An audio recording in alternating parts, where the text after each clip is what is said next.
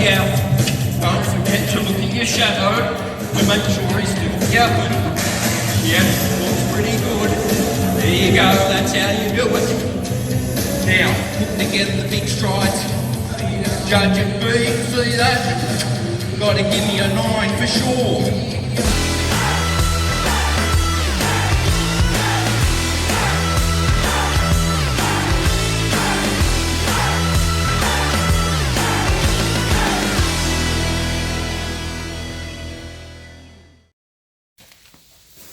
So it's 5:30 in the morning, Saturday morning, just getting ready to go to Indoor Jumping Maastricht.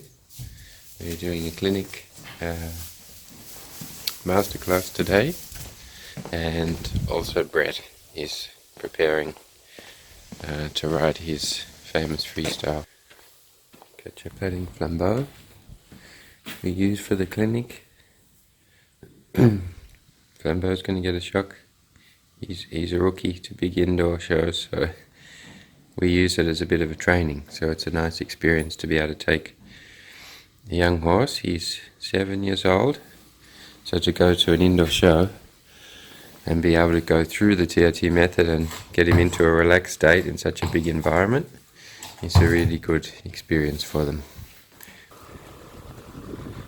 Doreen's just arrived, managing director, to keep us all organised for the day. And Yogi's preparing bread sauce. Fresh, Yogi? Yep.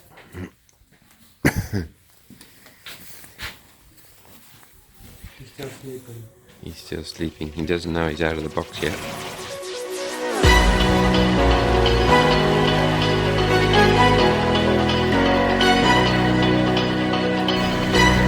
Ready to go, Ripper?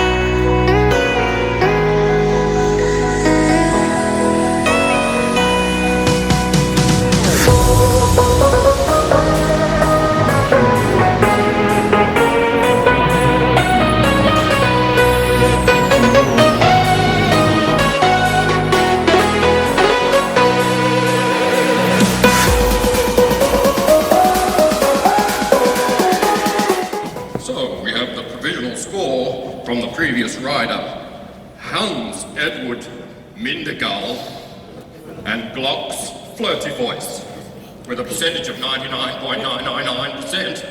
That puts them in the lead so far. What have we got next? What do we do? Oh, sideways things. Righto, stay in rhythm. Stay in rhythm. Okay, it's not the Grand Prix. We don't have to go all the way. Put in the combination. Combinations, big points. And there you have it. There's the big massage.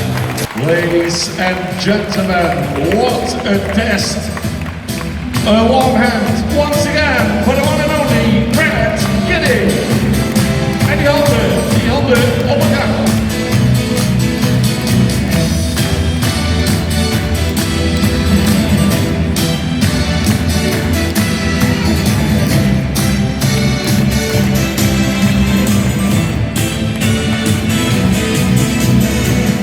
You deserve that with that elegant movement of your hands. Well, I've been working on my posture and presenting myself the best I can, and of course the crowd was with me, so I got a good feeling. Yes. Talk us through the test that you just performed. Well, he was a little bit spooky in the beginning, and he can get a bit, crooked and a bit, I saw that from your moves. Yeah, and then, I just got myself together and I talked to him a little bit and, a bit of horse whispering and he was just locked on. Not a single mistake from then on. Piaffe Passage was epic. I mean, doesn't really get better than that, mate. We saw just a wonderful clinic. Can you explain how the sense of humor and serious dressage come together? Yeah, for me, of course, there is always a serious message in what I'm doing because I'm extremely passionate about teaching horses to be able to be comfortable and to create a life better than nature intended in sport. So the horses are feeling really confident about what they're doing. And I think always, you know, the best knowledge that came to me through my mentors was always done through humour, and the things that I could be in a good frame of mind about, I always took in the best, and I could relate to it, and when I can laugh and relate to things, it means something. So is the biggest lesson we can learn from this that if a horse is at ease, he can perform? Yeah, absolutely. It's all about the knowledge. When the horse is knowing really the job, and that he can take ownership of his job and he can feel proud about being a performer, if we can teach that to a horse rather than letting him rely on his natural instinct of survival, then he can really live. Then he can get things from being with humans that he cannot get in nature. Is it also saying something about dressage, that you can laugh about it the way we've done this morning and also be very serious about it? Yeah, absolutely. And I think if you don't have the joy in something, then you can't, you know, really enjoy it. So I think it's a really important part. And of course, the competing side of dressage is very serious. There's a lot on the line. It's a very hard industry to live in and work in, and to create accolades and medals and accomplishments. It's really tough. So I think it's also nice to create a balance in the sport that makes everyone have. From the beginning he comes in and we try to teach him the pattern of how he can control himself in a situation like this. So first time for him in a big arena under the lights. If he learns the first time he comes into this arena, it's about high energy and a lot of things that he doesn't know how to respond to, the pot plants, the ugly judge, all the people, the clapping, you know. If he's not prepared for this, this is like the exam. If we don't tell him what he has to know, then he's forced to fail. So from the beginning, we set a pattern that's going to make him feel good about being in this space.